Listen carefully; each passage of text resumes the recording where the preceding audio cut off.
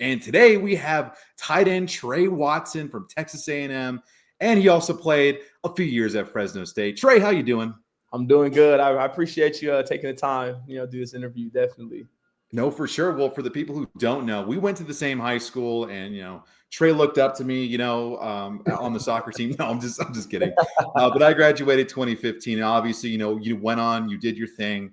You went to Fresno State. You had an amazing season last year. Then you went to Texas A&M, and now you are within arm's reach of your NFL draft. How does it all feel? A lot of different emotions, kind of going through this process. It's been the highs, the lows, exciting, kind of, down in a dark place here and there. But all of it's a blessing, and I couldn't be more grateful for the position that I'm in, and I couldn't be more excited to see what happens in a couple of weeks. And, for the people who don't know, you started off, but at Cleveland, you were a wide receiver, and then you transitioned to tight end. And I was talking to someone at the Shrine Bowl, because usually now when people want people, or they're like anybody from New Mexico, they kind of ask me a couple questions about them. Yeah. And they're like, is he just like a slot receiver, or can he play inline? Yeah. And watching your film, you can play inline. So what was the transition like from wide receiver to tight end? I'll say it was a lot of eating. I weighed about 215 going into college, and now I'm about 250. So kind of moving from that slot receiver to more of an inline guy, I had to put that weight on just to be able to hold my own and kind of do the things that I was going to be asked to do in a certain offense. Dang, and what was your go-to food when you were bulking up? Steak and potatoes. Steak and potatoes. That was probably eaten about 3-4 times out of the week. And a lot of protein shakes. So it helped, though. It paid off. It's crazy. The NFLPA, now they do that, like they survey the players, right? For like facilities, coaching, everything like that. I think through some of those testings, they found out the team that eats the most Uncrustable peanut butter and jelly sandwiches. And they found that it's the Denver Broncos. Got to love Broncos country. But it's just so funny that they measure that. But it's like, I guess, if you're bulking up, that's like an easy way to down like a lot of different tests that go into that for sure. No. And, if you're comfortable talking about it, if I can remember correctly, because I Rio Rancho Observer newspaper, I follow everything you guys are doing, including, of course, Luke Weissong, who's now at Arizona after his breakout season. When you entered the transfer portal, am I crazy? Were you going to Washington for a little bit? So let me walk you through the situation here that happened. So I get in the portal, teams come calling. I make the decision that I want to go to Washington, and I actually enroll at Washington and attend the national championship in 2024. So I'm like at the game, got a jersey with my last name on it, got the gear, everything. And then Coach DeBoer obviously goes to Alabama, and I felt that it was best for me and my family and what I wanted to do. I thought it was best for me to get in the portal again and try and seek different options. But to answer your question, I was at Washington for 7 days and then entered the portal again. Wow, that's crazy. I was in grad school for like 20 minutes. So and then I just first assignment, I'm like, that's okay. I'm not going to do this. I'll just crazy times. Yeah. But I mean, everything happens for a reason. You went to Texas A&M. A lot of 12 personnel, 11 personnel packages. What was your experience over there in College Station? It was a great time. I had a lot of fun. I really enjoyed the people that I was around, the tight end room that I was in. And obviously, I always thank Coach Elko and Coach Ellsworth, who's my tight end coach, for the opportunity. They kept calling me and stayed calling me, and they presented this opportunity to me. So I'm always grateful for them. And obviously, the SEC is a different beast than anything. Yep. What did you notice any differences for playing at that conference as compared to your years in Fresno State? Just like the level of intensity? Yeah, so I would say Group of Five has dogs, has athletes. The biggest difference is the depth. I would say the depth in the SEC is unreal. Like, dudes are fresh the whole game. Like, the guys you're going against, it might be a different dude like every snap who's fresh, just because you can play 2-3 guys at a position, rather than like when I was at Fresno, it wasn't as deep as it was at Texas A&M this year. And, and for the people who don't know, per PFF, you lined up a ton in line. You lined up a ton in the slots. And then it looks like watching your film at Fresno State, at Texas A&M, that they trusted you a lot with like perimeter catching, a lot of the goal line stuff. You've been lined up out wide. For anybody that's listening out there who is unfamiliar with the game, how would you describe the way you play the position? I would say that I'm an athletic specimen who is a willing blocker, and I'm exciting when I get the ball in my hand. There's no doubt about that. Have you Yeah. played the college football game yet? I have. Oh, well, when I play it, you transfer to UNM, but so I don't know if you ever consider. No, I'm just kidding. But so obviously you're in the pre-draft process. You're training. Where are you training? Like, where's your Sports Academy in Dallas? Sports Academy in Dallas. Mm-hmm. Okay. And so, how did the pro day go? It went really good. I hit all my marks, hit the numbers that I wanted. Tested, I think, top 5 in basically every category if I was at the combine. So it was a really good day. I hope I turned a lot of heads. No, I've heard. No, I was like, oh my gosh, I saw you on X, and this guy that I met as part of Cheesehead TV for the Green Bay Packers. He was like, hey, who's this Tre Watson guy? It says he went to New Mexico. Oh, I know that guy. And then started to talk to him a little bit. But no, that's awesome. And obviously, like we talked about before we started recording, you have the opportunity to be the first Cleveland Storm. Yeah. If we're people unfamiliar, Cleveland High School in Rio Rancho, the first player from Cleveland High School to be in the NFL. What does that mean to you? It means a lot. Just showing that you can show the younger guys that are coming behind you that if you put your head down and work, you're completely fine where you're at, and you need to put that extra work in, and that really all you need is one person to take a shot on you, and then whenever you get the opportunity, take advantage of it. And before I started doing this, I worked in RRPS for like 10 years. I was an elementary school like teacher, I guess that's the easiest way to put it. But I went to go visit the school yesterday, and I was playing football with the kids, and now their thing is like they collect football cards, and some of them were like, oh yeah, Tre Watson. My dad talks about him, like, he's at Texas A&M and stuff like that. So for any young person out there who wants to one day be in your shoes, play in the SEC, be on the verge of being on an NFL squad, what kind of recommendations can you give them to being a premier weapon, either in Coach Garza's offensive scheme or at any college offensive scheme? Well, first off the field, I would say do anything how you do everything, because the little things you do in school, the little things you do at home with your parents, like all that stuff translate to the way you're going to be as an athlete. Like, are you going to cut reps in the weight room? Are you going to slack off on the field? Like different things like that. So I'd really say that. And then 2 is just don't worry about anybody else. Just get better. Like prove everything to yourself. Like don't try and do things for other people or external factors. Keep everything internal and just kind of keep your head down and work. And then one day you look up and 3 weeks from the draft.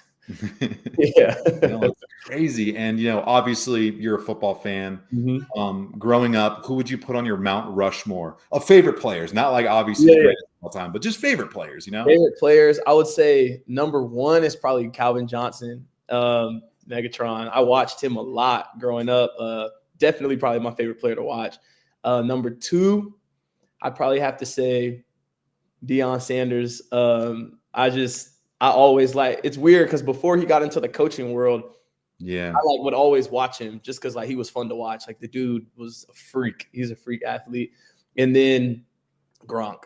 I watch a lot of Gronk is up there. He's crazy in the head, but he's a heck of a football player. And I learned a lot from him, I would say, in the transition to tight end. And, is there any tight ends? Because I think it's crazy, right? Like edge rushers, consensus that everybody agrees Max. I'm sorry, Myles Garrett is the best edge rusher. But then you ask a bunch of edge rushers themselves, like, hey, whose tape do you like to watch? And they'll say, a combination of everybody, but I really like to watch Max Crosby. Is there any modern tight end that you enjoy watching their tape, or sometimes you'll look to see what they're doing to see how you can sharpen your game? I watch a lot of Isaiah Likely. I think we have a lot of similarities in our game and just kind of how we play. And probably a little bit Dalton Kincaid lately. I don't know what it is about him. I like his game. I like the way he plays. He's a smooth player. He's a really smooth player. And I like his story, how he started at USD and then went to Utah, had a really good career there, and obviously got drafted, I think, 3rd round, something like that.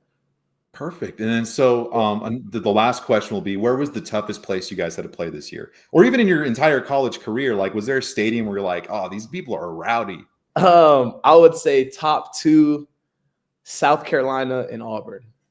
Yeah. Those two stadiums were rocking. Like it was probably I haven't experienced anything like that. Like, and when we played at Auburn, I think we went to 4 overtimes. Like when we lined up for the last play of overtime, like I think the ground was like shaking. Like it was ridiculously loud. Fans were in the game. You love going into hostile environments. Couldn't come out with the dub, but it was a great environment. And let's turn that around and say, what were some of your favorite moments throughout your collegiate career, either at Fresno or at Texas A&M? I would say I would say 2 at Fresno would be when we were down to San Diego State. I think we were down 11 with like 50 seconds to go in the game, and we somehow won the game. That was crazy. That was one of those games I really didn't know what to say. And then obviously winning the Mountain West, that was great for us. And then here at Texas A&M, I would probably say when we played Florida, went on the road. It was the first road win for Texas A&M in like 3 years, and it was kind of cool to be a part of that. Obviously, hostile environment, and we kind of went in there and tamed it. So yeah, I would say those are my top 3. Well, perfect. And now the last football question I'm going to ask is, how do you plan on spending your draft day? Like, where will you be? What you going to be doing? I'm gonna keep it small. Keeping it small, going in with no expectations. I'll be in Dallas, in the Dallas area, and I'll just be with my family, grandparents coming down, and I might have a couple of my friends from Texas A&M come down, and we'll just kind of enjoy each other's presence, kind of enjoy the people that were there along the way, and then get back to work and got to go make it now. Yeah. No, for sure. I mean, and then obviously you're in the, so then now begins kind of like the lightning round for the fun questions. And then don't worry, you're a free man to go. You can leave. But so for the first one, now that you're talking about, that you're in Dallas, so you go into a barbecue spot. What are the 3 sides that you're choosing? Mac and cheese, mashed potatoes, and some type of greens. Some type of greens. Okay. Well, that's wrong. You got to just go triple mac and cheese. No, I'm just kidding. Okay, cool. And then, so what is your go-to spot? Just the first one that comes to mind. One of your go-to spots to eat. Go-to spots probably like,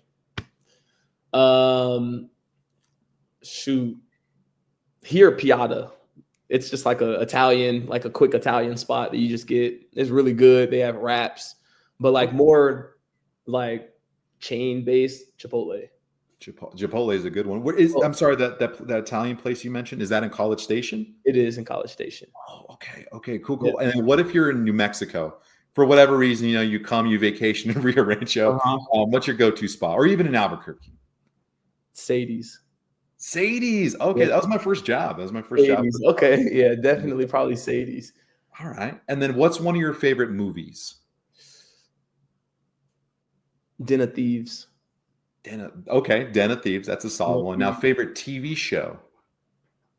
Snowfall. Oh, okay. That's the one with Idris Elba. I haven't watched it, but I heard it's great. I would say it's probably the best show I've ever watched. Really? Yep, okay. Best show I've ever watched. Snowfall.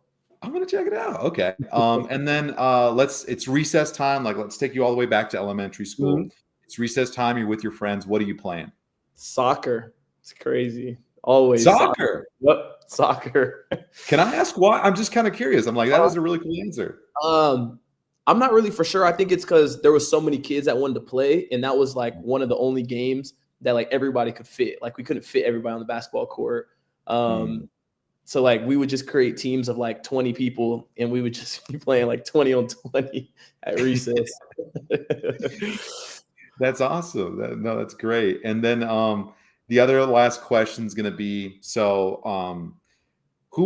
have you ever been starstruck so far in your collegiate career, or, maybe just walking by, like, was there anybody that you met or walked into, like, oh my gosh, that's him? For me, I was at the Shrine Bowl and my buddy texted me, was like, hey, Deion Sanders is next to you. I'm like, no, he's not. And then I looked over and he's just like, cross-armed with the sunglasses. But I would say not starstruck, but like kind of cool to see was Coach Saban.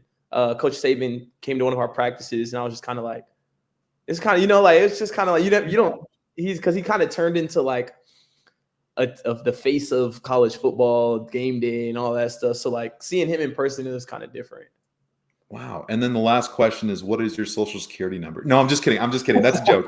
That's a joke. But is there anything else that you would like the people to know about you? Anything that maybe I forgot to ask, or anything that you would like people to know just about you and your story? Uh, Nothing crazy. Just I always appreciate New Mexico for kind of embracing me and kind of always supporting me. They've supported me from high school all the way through up to this point, and I'm sure they'll keep supporting me. And that's been big. And yeah, I'm hoping to come back and be able to put a camp on one day.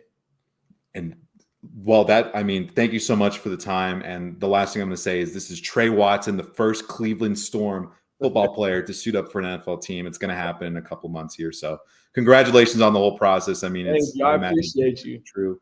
And yeah, we'd love to have you back anytime in the future. Once we get funding and once I finally move out of my parents' house. No, I'm just kidding. I'm just kidding. But no, thank you so much for your time and good luck during the rest of this Thank process. you. I appreciate it. All right. See you, Trey.